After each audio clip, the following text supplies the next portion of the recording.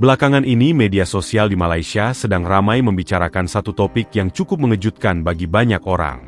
Netizen Malaysia tiba-tiba heboh membahas tentang jumlah warga Bangladesh yang dianggap semakin banyak di negara tersebut. Bahkan ada salah seorang bule yang secara terang-terangan bilang kalau Malaysia seperti dijajah. Malaysia was colonized by Indian people. So it was kind of colonized by British. Actually, I have to make sure right now. I'm probably talking shit because I think it wasn't colonized. It was just We go this way. no straight. Because I think it wasn't colonized. It was just like some immigrants came here, and then it made. I've heard of that.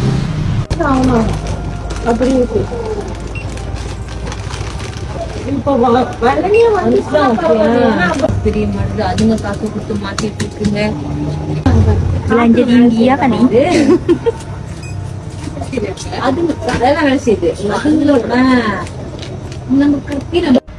Si tahun sudah ku menunggu dirimu, akinlah jalin-jalin lilingku. Sukta na untuk ku melupakanmu, karena kamu cintai selalu. Tapi saya Compared to the rest of Malaysia, the Indian population of Sarawak is actually very, very small. But there are still many signs of their history here, especially here in Kuching, towards the western end of the city centre. Most notably, of course, is India Street, which was established in the 1850s, originally called Kling Street, up until 1923, when the third White Raja of Sarawak, Charles Vinabrook, changed the name to India Street. This historic market street was once home to dozens of Indian traders, but today is also shared with Malay and Chinese businesses as well. Modern-day Kuching is a place to come and buy souvenirs and textiles, prayer mats, and even affordable clothing. And this street is also home to the Old Indian Mosque, originally built in 1834 by Muslim Indian traders. This served as the main mosque for the area until the beautiful new mosque on the waterfront was opened in 2019. Even today, this part of town is still the best area to buy gold and spices and fabrics and all sorts of things. And of course, authentic Indian cuisine. Delicious fragrant curries and freshly homemade Indian breads. And of course, all washed down with the iconic yogurt lassi. So even though today Indians are a smaller minority here in Kuching, you still can't forget the part they play in the history of this beautiful city.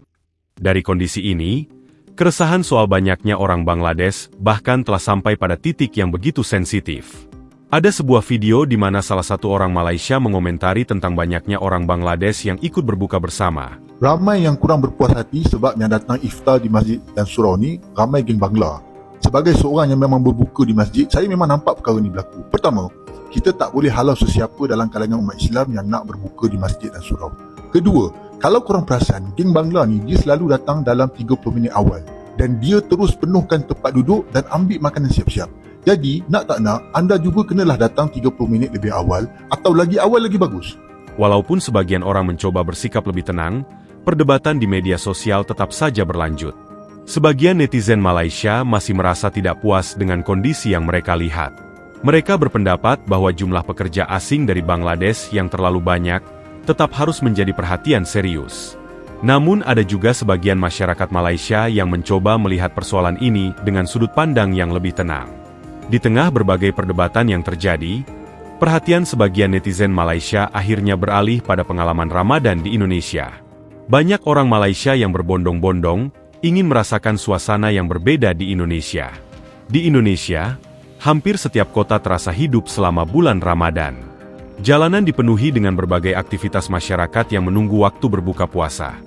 Suasana ini sering disebut dengan istilah ngabuburit, yaitu kegiatan santai yang dilakukan masyarakat sambil menunggu waktu berbuka.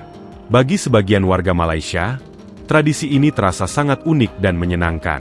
Sekarang kami berada di pasar yang menjual kuih saja.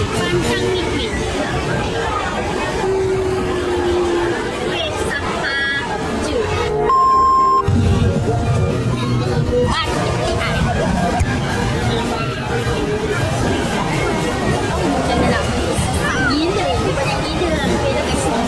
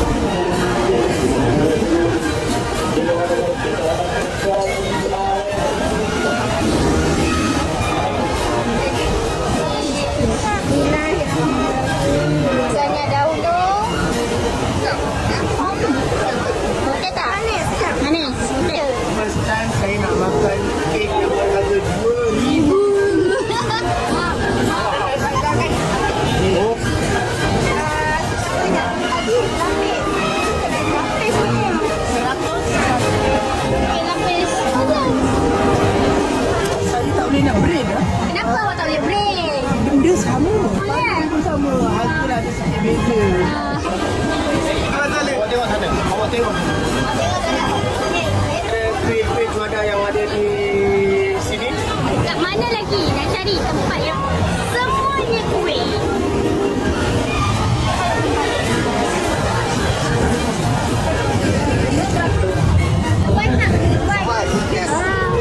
Boleh kuih? Belum weh, ini bang betul. Bazar Ramadan juga. Ramai gila orang.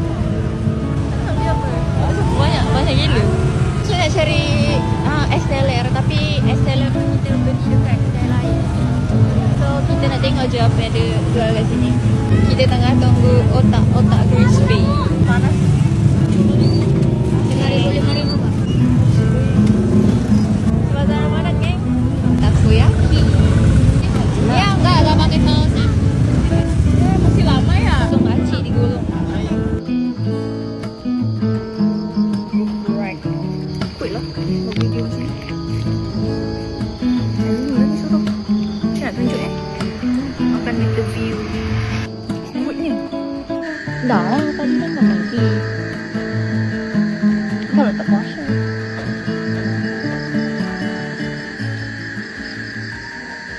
Karena itulah semakin banyak orang Malaysia yang mengatakan ingin mencoba merasakan sendiri pengalaman tersebut. Bagi mereka, walaupun Malaysia dan Indonesia sama-sama negara dengan mayoritas penduduk Muslim, suasana Ramadan di kedua negara ternyata memiliki warna yang berbeda. Perbedaan inilah yang membuat banyak orang semakin penasaran untuk merasakan sendiri pengalaman Ramadan di Indonesia. Pada akhirnya, perbincangan yang awalnya dipenuhi oleh kekhawatiran dan perdebatan di media sosial justru berubah menjadi rasa penasaran tentang bagaimana meriahnya Ramadan di negara tetangga. Dan bagi banyak orang Malaysia, Indonesia kini menjadi salah satu destinasi yang menarik untuk merasakan suasana Ramadan yang benar-benar berbeda.